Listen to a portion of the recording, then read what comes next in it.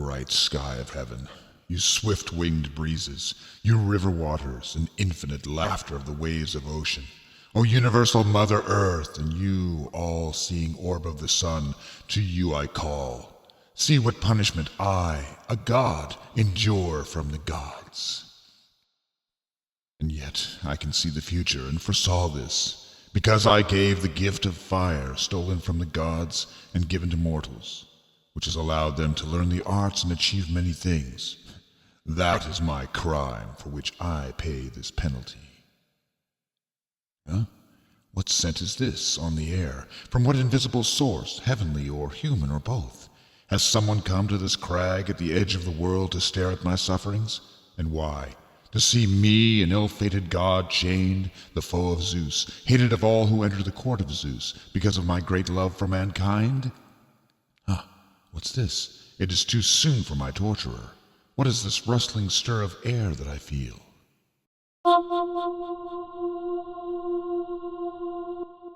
Do not fear, for I have come as a friend to you, having won my father's consent as best we might. I followed the sound of clanging of your iron bronze when you were installed here. Daughter of Oceanus, offspring of my brother, your father Oceanus, who with his sleepless current encircles the whole earth. Yes, Prometheus, and over my eyes a mist of tears and fear spread as I saw your body withering upon this rock in these adamantine chains. There are new rulers in heaven, and Zeus governs with lawless customs. Oh, if only he had hurled me beneath Hades, into impassable Tartarus, and had ruthlessly fastened me in fetters no hand can loose, so that neither God nor any other might have gloated over this agony I feel. But now, a miserable plaything of the winds, I suffer pains to delight my enemies. Who of the gods is so hard of heart as to exult in this? Who does not sympathize with your woes, save only Zeus? There will come a day when Zeus, the prince of the blessed, will need me to reveal his fate. But he will never charm me, and I will never, cowering before his dire threats, divulge this secret until he releases me from my cruel bonds and provides compensation for this outrage. But my soul is agitated by piercing fear, and I am in dread about your fate. I know that Zeus is harsh and keeps justice in his own hands. But nevertheless, one day his judgments will soften, where he has been crushed in the way that I know. Then, putting aside his stubborn wrath, he shall bond with me in union and friendship, as eager as I am to welcome him.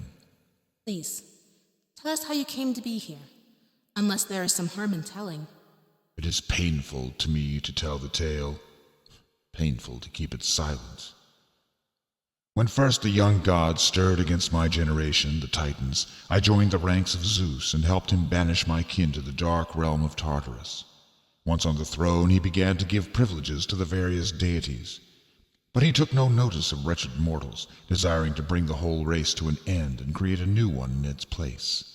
Only I took a stand against this plan. Only I had the courage. I saved mortals so that they were not condemned to the house of Hades. This is why I am racked by such grievous tortures, painful to suffer, piteous to behold. I, who gave mortals first place in my pity, I am deemed unworthy to win this pity for myself. Now that I see your miseries firsthand, it is painful to my heart. Yes, to my friends indeed I am a spectacle of sorrow. But feeling pity for humankind, was that all you did? No, I also gave them blind hope to transcend their deaths. A great benefit was this you gave to mortals. In addition, I gave them fire. What? Do those creatures now have flame-eyed fire? Yes, and from it they shall learn many arts. But do you not see what you have wronged? And yet, it is not pleasant for me to talk about how you have wronged, and for you it is pain. Of my own will I erred, I will not deny it. By helping mortals I found suffering for myself. Nevertheless, I did not think I would be punished in this way. Wasting away upon cliffs in mid-air, my portion this desolate and dreary crag. Another visitor is coming. My father, Oceanus.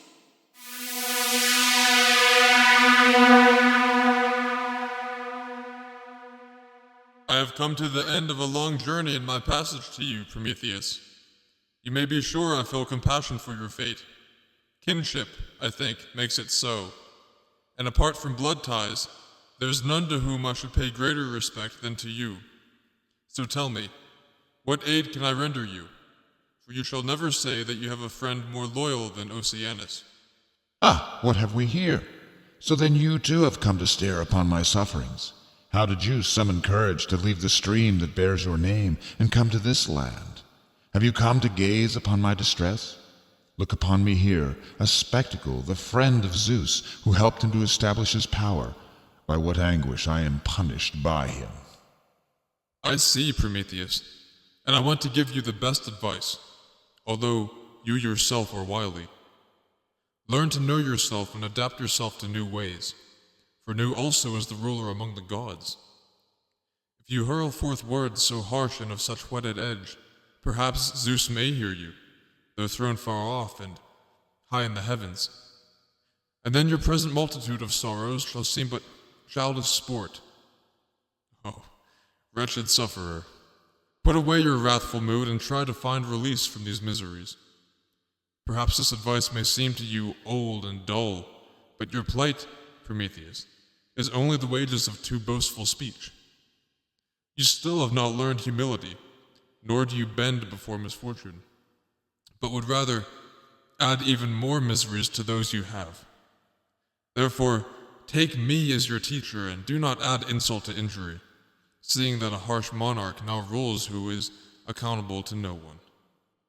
So now I will depart and see whether I can release you from these sufferings. And may you hold your peace and be not too blustering of speech. Or can it be that for all your exceeding wisdom, you do not know that chastisement is inflicted on a wagging tongue? Do what you want, you cannot persuade him, for he is not easy to persuade. Beware that you do not do yourself harm in defending me. Oh no. I am confident, yes, confident that Zeus will grant me this favor, to free you from your sufferings. I thank you for all this, and shall never cease to thank you. In zeal you lack nothing. But do not trouble yourself, for your trouble will be in vain and not helpful to me, if indeed you want to take the pain. No. Keep quiet and keep yourself clear of harm. For even if I am in sore plight, I would not wish affliction on everyone else. Now go away and depart. Your urging meets my eagerness, for my beast fans with his fins the smooth pathway of the air, and truly, he will be glad to rest in his stall at home.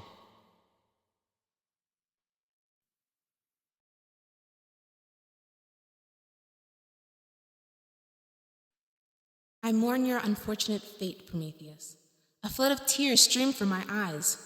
Zeus displays an arrogant spirit towards the gods of old, upheld by his unenviable power, created by his self-appointed laws. Painful thoughts devour my heart as I behold myself mistreated this way. Yet I fear the miseries that beset mankind, how they were witless before, and I made them have sense and endowed them with reason. I will not criticize mankind, but to speak of the purpose that inspired my blessing. First of all, though they had eyes to see, they saw to no avail. They had ears, but they did not understand. But, just as shapes in dreams, throughout their length of days, without purpose they found themselves all in confusion. They had neither knowledge of houses built of bricks, nor yet of working in wood. Instead they lived beneath the ground like swarming ants in sunless caves. They had no sign either of winter or of flowery spring or a fruitful summer on which they could depend, but managed everything without judgment, until I taught them to discern the risings of the stars and their settings. Yes, and mathematics too, chiefest of sciences, I invented for them, and the creation of alphabets, then writing and speech, the creative mother of the Muses' arts, with which to hold all things in memory. I, too, taught them to domesticate animals, to yoke to the collar and the pack-saddle, so that these animals might bear for men their heaviest burdens. And to the chariot I harnessed horses and made them obedient to the rein. It was I and no one else who invented the boats and ships that roam the sea. Wretched that I am, such are the arts I devised for mankind, yet have myself no cunning means to rid me of my present suffering. You have suffered sorrow and humiliation.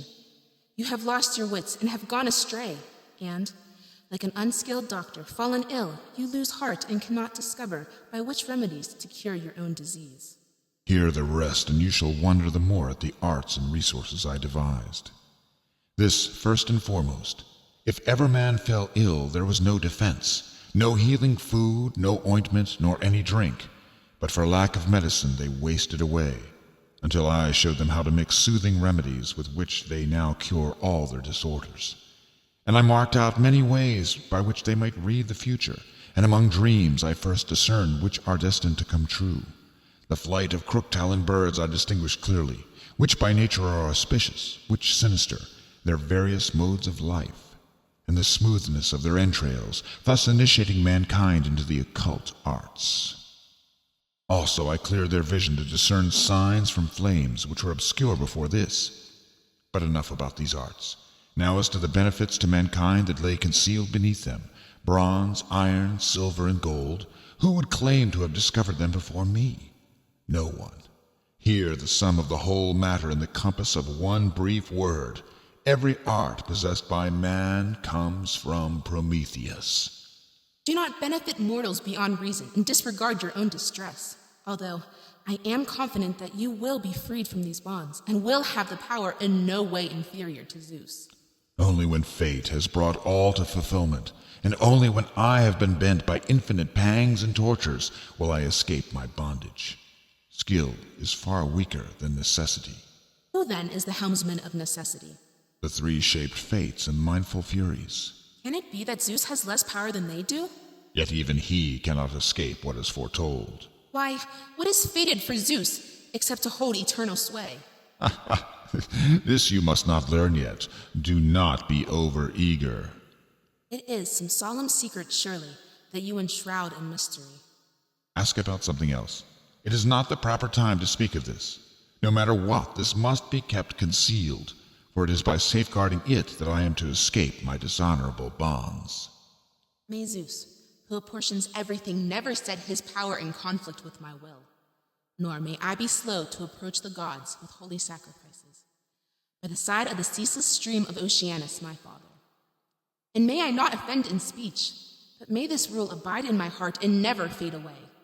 Sweet it is to pass all the length of life amid confident hopes, feeding the heart in glad festivities. But I shudder as I look on you, racked by infinite tortures. You have no fear of Zeus, Prometheus, but you reverence mortals too much. Come, my friend, how mutual is this relationship? Tell me, what kind of help is there from mortals? Did you not see the helpless infirmity, no better than a dream, in which the blind generation of humans is shackled? Never shall the counsels of mortals transgress the ordering of Zeus. I have learned this lesson from observing your luck, Prometheus, that has brought about your ruin. What land is this? What people? By what name am I to call the one I see exposed to the tempest and bonds of rock? What offense have you committed that as punishment you are doomed to destruction? Tell me, to what region of the earth have I wandered in my wretchedness? Oh, a gadfly phantom of earthborn Argus is stinging me again. Keep him away, O earth. I am fearful when I behold that myriad-eyed herdsman. He travels onward with his crafty gaze upon me. Not even in death does the earth conceal him. But passing from the shades he hounds me and drives me famished along the sands of the seashore. Where is my far-roaming wandering course taking me? In what, O Zeus, in what have you found offense so that you have bound me to this yoke of misery? Are you harassing a wretched maiden to frenzy by this terror of the pursuing gadfly? Consume me with fire, or hide me in the earth, or give me to the monsters of the deep to devour, but do not deny me the favor that I pray for. My far-roaming wanderings have taught me enough, and I cannot discern how to escape my sufferings. Do you hear the voice of the horned virgin? How can I fail to hear the maiden frenzied by the gadfly, the daughter of Aeschylus? It is she who fires the heart of Zeus with passion, and now, through Hera's hate, is disciplined by force with endless wandering. Why do you call my father's name? Tell me, an unfortunate maid, who you are, unhappy wretch, that you can correctly address the miserable maiden, and have named the heaven-sent plague that wastes and stings me with its maddening goad. Ah me!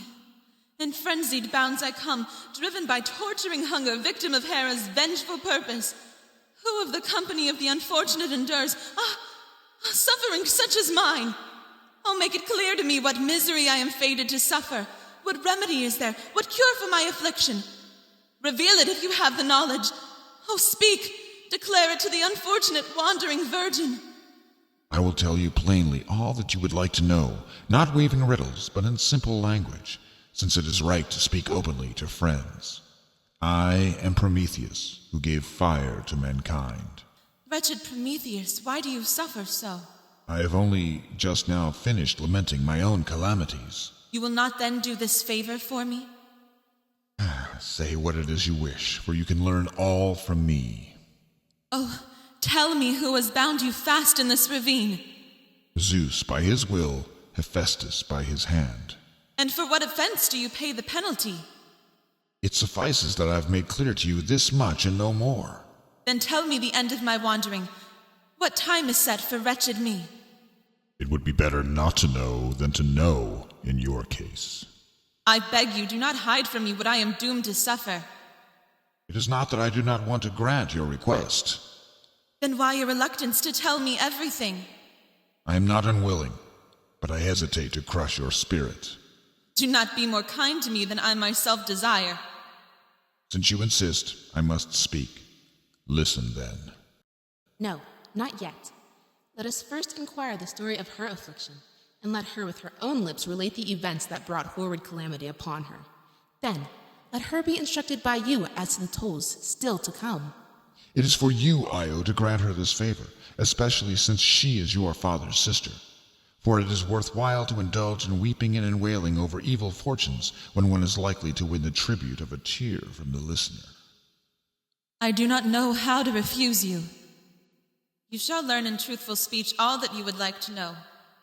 Yet I am ashamed to tell you about the storm of calamity sent by heaven, of the marring of my form, and of the source from which it swooped upon me, wretched that I am. Visions of the night always haunted my maiden chamber. They sought to beguile me with seductive words, saying, O damsel greatly blessed of fortune, why linger in your maidenhood so long when it is within your power to win a union of the highest? Zeus is inflamed by passion's dart for you, and is eager to unite with you in love. My child, do not spurn the bed of Zeus, but go forth to Lerna's meadow, land of pastures deep, to where your father's flocks and his cattle feed, so that the eye of Zeus may find respite from its longing. To my distress, I was beset night after night by such dreams, until at last I gained courage to tell my father, Aeschylus, of the dreams that haunted me. And he sent many messengers to the oracles so that he might discover what deed or word of his would find favor with the gods. But they returned with obscure and darkly worded riddles. Then at last there came an unmistakable utterance to Aeschylus, charging and commanding him clearly that he must thrust me, his daughter, forth from my home and native land, to roam at large to the remotest parts of the earth, and, if he would not, a fiery thunderbolt would come from Zeus that would utterly destroy his whole family.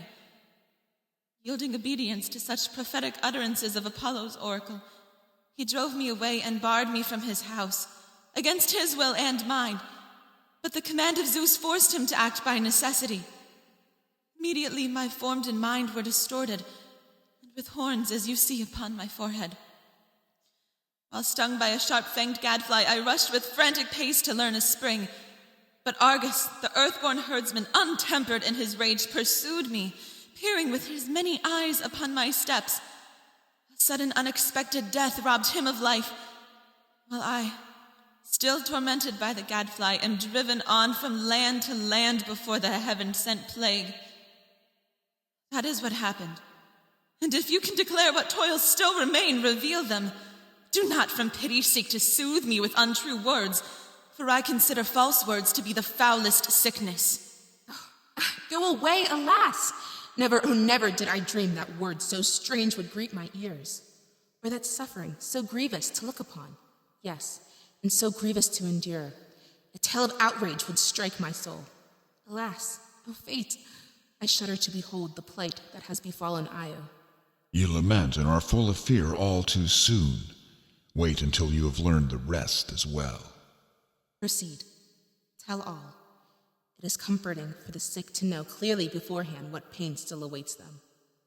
You gained your former request easily from me, for you first desired the story of her ordeal from her own lips. Hear now the sequel, the sufferings this maid is fated to endure of Hera's hand.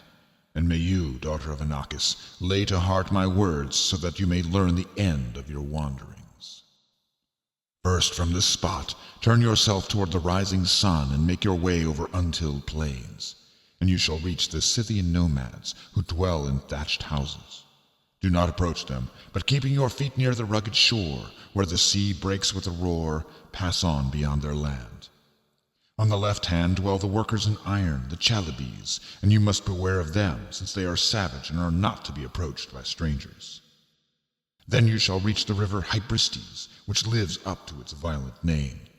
Do not cross this, for it is hard to cross until you come to Caucasus itself, highest of mountains, where from its very brows the river pours out in furious might.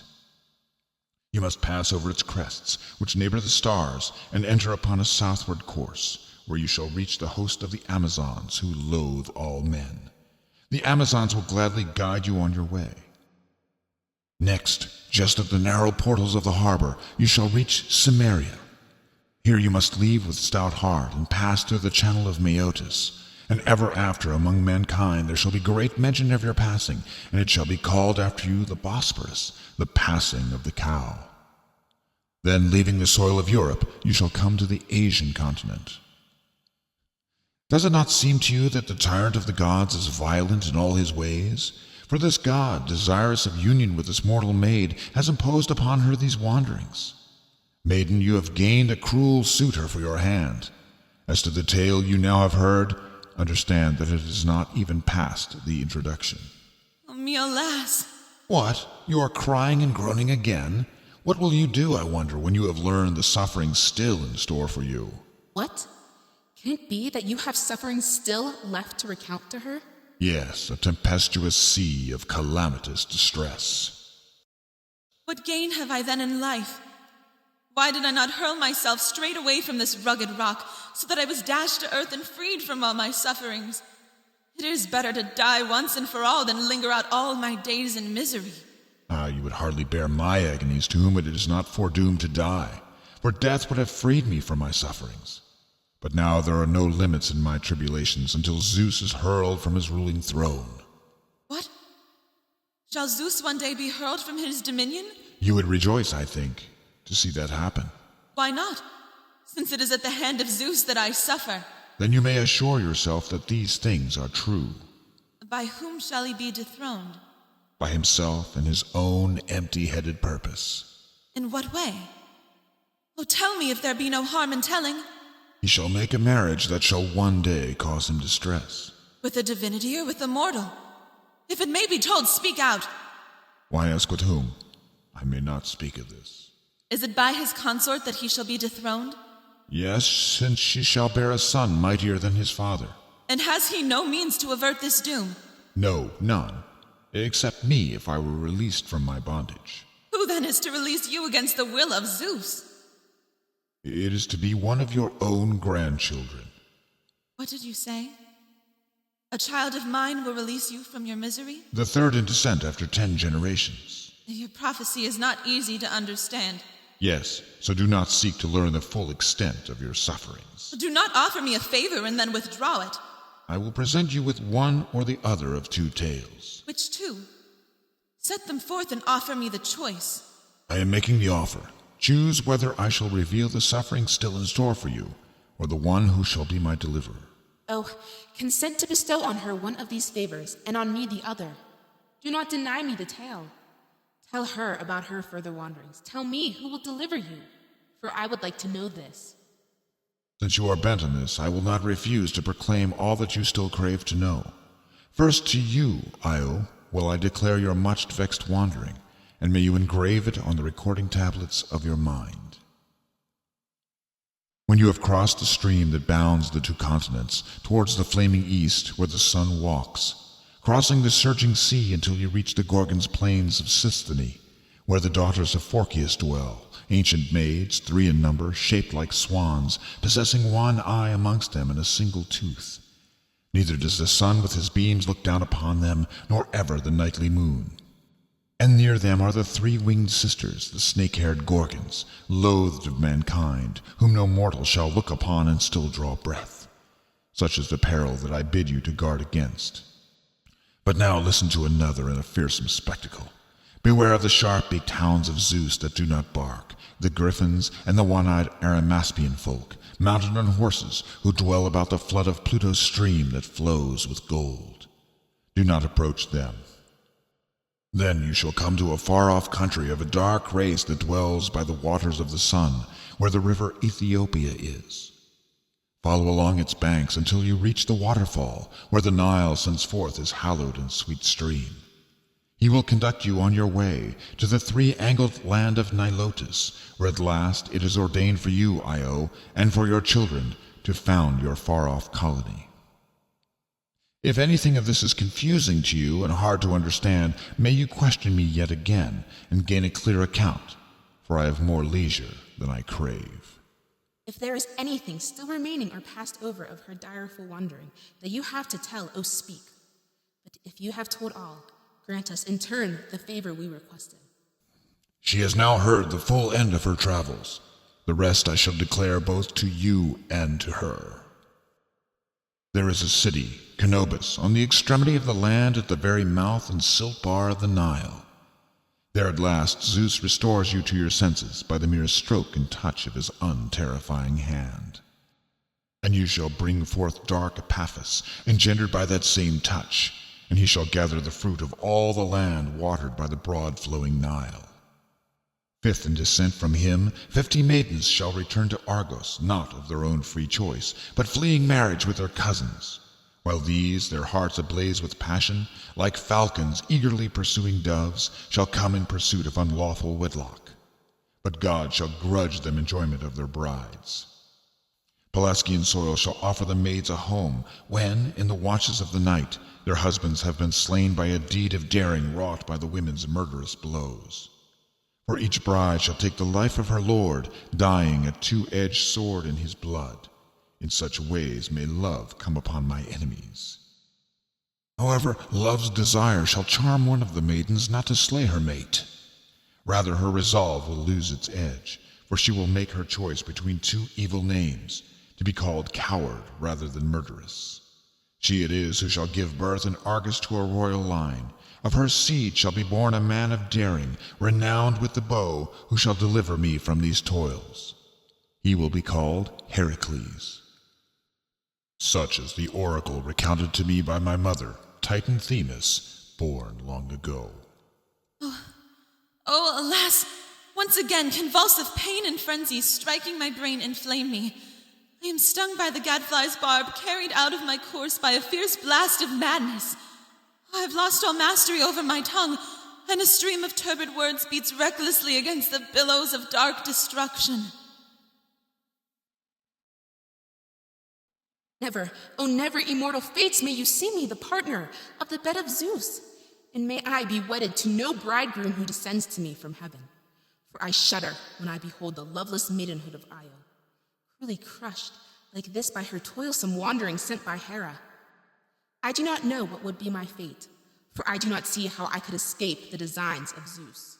Yes, truly the day will come when Zeus, although stubborn of soul, shall be humbled, seeing that he plans a marriage that shall hurl him into oblivion from his throne.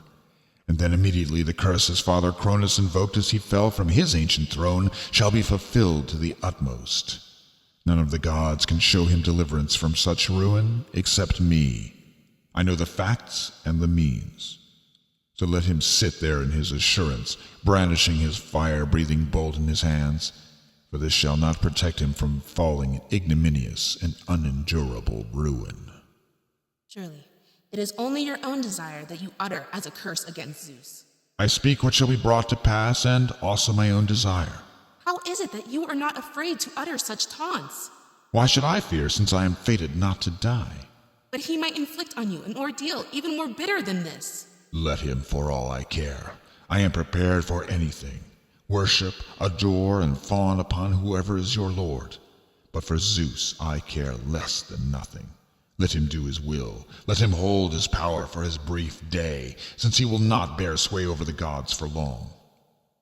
But wait, for over there I see his messenger, the servant of our new lord and master. Certainly he has come to announce some news.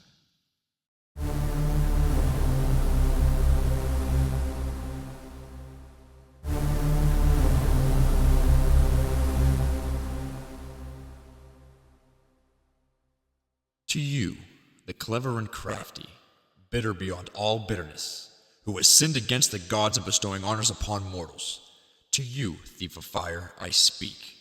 The Father commands that you tell of what marriage you boast of, whereby he is to be hurled from power, and this, mark well, set forth in no riddling fashion, but point by point as the case exactly stands. You do not impose upon me the double journey, Prometheus. You see, Zeus is not appeased by dealings such as yours. Your speech is bravely spoken and swollen with pride, as befits a minion of the gods.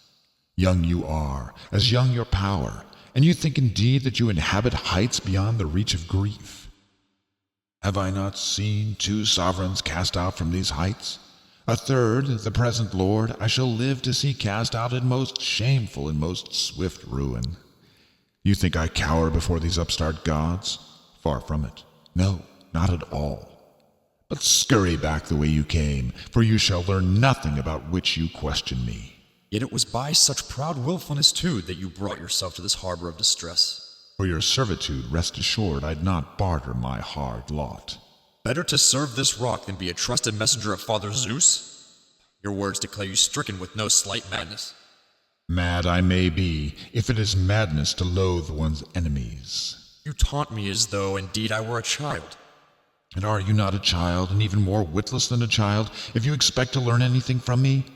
There is no torment or device by which Zeus shall induce me to utter this until these chains are loosed. So then, let his blazing lightning be hurled, and with the white wings of the snow and thunders of earthquake let him confound the reeling world. For nothing of this shall bend my will, even to tell at whose hands he is fated to be hurled from his sovereignty. Look now whether this course seems to profit you. Long ago has this my course been foreseen and resolved. In vain you trouble me, as though it were a wave you try to persuade. Think that by speaking much I will only speak in vain, for you are not softened by my entreaties. Look for no end of your agony. None of this is news to me.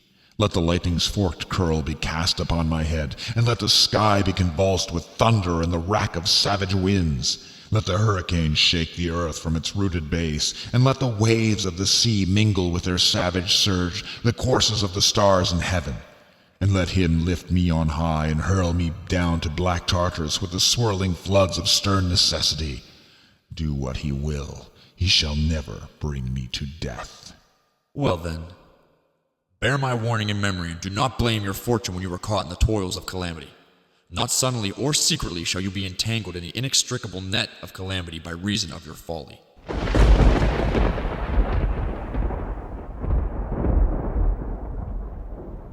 Indeed, now it has passed from word to deed. The earth rocks, the echoing thunder peal from the depths rolls roaring past me. The fiery wreathed lightning flashes flare forth, and whirlwinds toss the swirling dust. The blasts of all the winds leap forth and set in hostile array their embattled strife. The sky is confused with the sea. Behold, the stormy turmoil advances against me visibly, sent by Zeus to frighten me. O holy mother mine, O you firmament that revolves the common light of all, you see the wrongs I suffer.